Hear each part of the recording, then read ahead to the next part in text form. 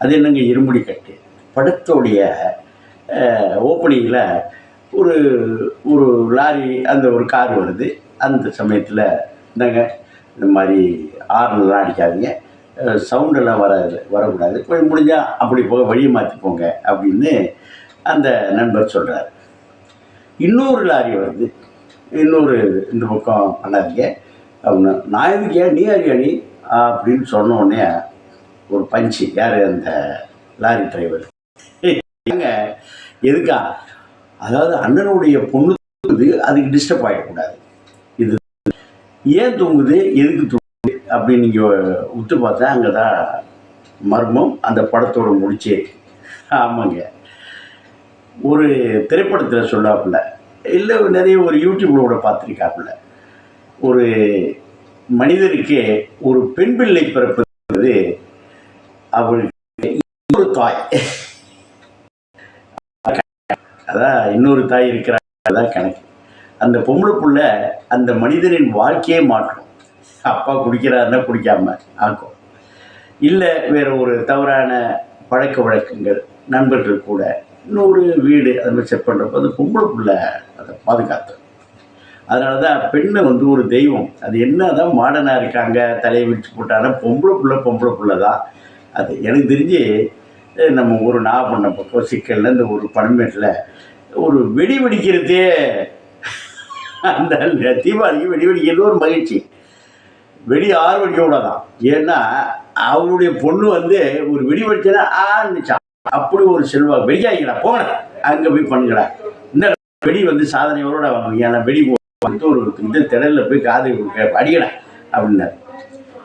அதனால இது போல உண்மைக்கு நெருக்கமான விஷயங்கள் சொல்லும் பொழுது அந்த திரைப்படம் வந்து வித்தவுட் சேயிங் வெற்றி என்பது ஒரு எழுதப்பட்ட ஒன்றாகவே மாறும். நம்ம ரவி தேஜா கடந்த 4 வருஷமா 7 படங்கள் அற்று.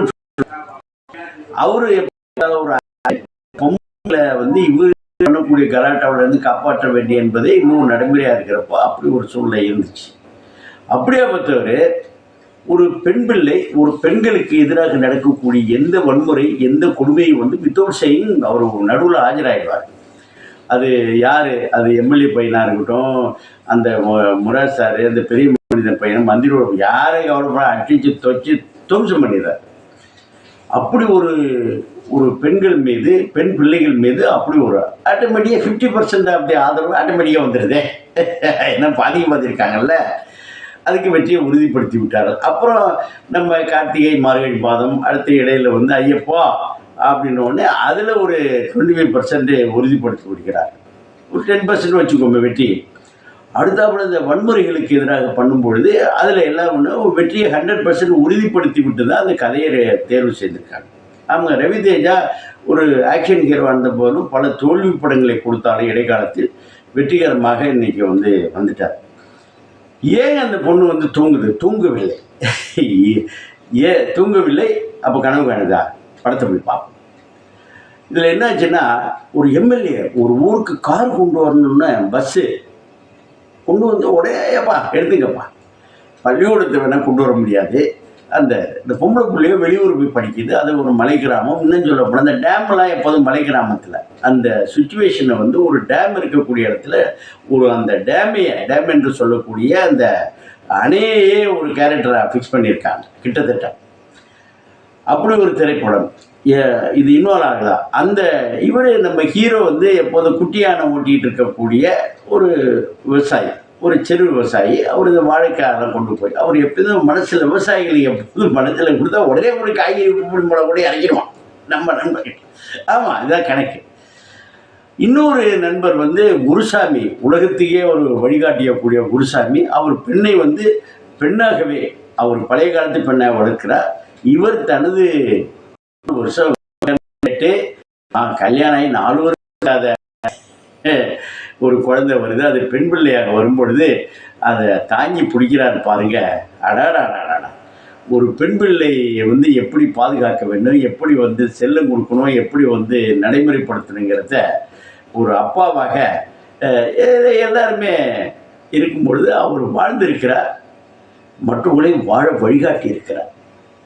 பெண் பிள்ளை எப்படி தைரியமாக இருக்கணும், அந்த பிள்ளை எப்போ நம்ம கேட்போமே ஸ்கூலுக்கு போயிட்டு வா ஏவா போனதுலேருந்து வந்த வழி என்ன நடந்துச்சு, மிஸ் என்ன சொன்னாங்க, ஸ்கூலில் பசங்க என்ன சொன்னாங்க, பக்கத்தில் ஆட்டோ என்ன கேட்குறது நடைமுறை தான்.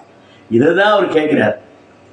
அது வந்து ஒரு முக்கியமான ஒரு நிகழ்வை சொல்ல முயற்சி பண்ணுது, சொல்ல முடியாமல் போகிறது.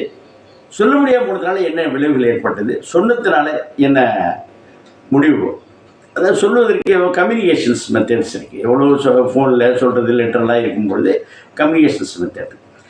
அந்த பள்ளியில் வந்து இருக்கக்கூடிய ஒரு ஆசிரியை எப்படியெல்லாம் ஒரு கண்டிப்பாக இருக்கிறார், அந்த கண்டிப்போட பின்னணியில் என்ன இருக்கிறது, இதுதான் உண்மையான வில்லன் யார். ஏதோ தூரமாக போய் ஒரு மீசை வச்சு அப்படியெல்லாம் கிடையாது, பக்கத்தில் இருக்காங்க. இந்த படத்தை குடும்பத்தோட சொந்தக்காரங்க கூட பக்கத்து வீட்டு கூட இது மாதிரி ஒரு ஒன்ஸ் இன் ஏ ப்ளூ மூன்னு சொல்லுவாங்க, அதாவது அத்தி பூத்தார் போல் சொல்லுவாங்க, அல்லது வந்து மாமாங்க கணக்கில் வரக்கூடிய ஒரு சில படங்களை ஏதோ படம். அந்த படத்து தொடர்பான மற்ற நண்பர்கள் பேசுகிறதையும் பாருங்களேன். அதாவது நம்ம கண்ட கனவு பழிச்சுன்னா காணாத கனவு ஒன்று பழிக்குதுன்னா நான் ஒரு படத்துல தமிழ பாட்டு.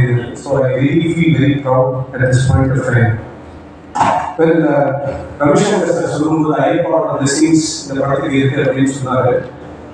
அதை உண்மையிலேயே ஃபீல் பண்ண ஒருத்தர் நான். ஏன்னா இந்த படத்தோட முதல் பாட்டு, இந்த கட்டு பாட்டு வந்து அப்போ நான் 4-5 பாட்டு ஒர்க் பண்ணியிருந்தேன். ஸோ ஜிவி சார் ஒரு நம்பர் கொடுத்தாருன்னு சொல்லிட்டு சிவா சார் போர்ட் டைரக்டர் ஃபோன் பண்ணாரு.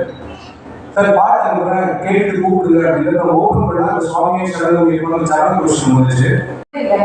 ஆனா ரொம்ப அழகான ஒரு பெரிய ஜேர்னியை வந்து ஒரு டீமா புல் ஆஃப் பண்ணது. Very very rewarding experience actually. இந்த விஷயம் ஐ ஜஸ்ட் டென்ஷன் எல்லா லாங்குவேஜ் பேசுறாரு அப்படின்னு சொல்லிட்டு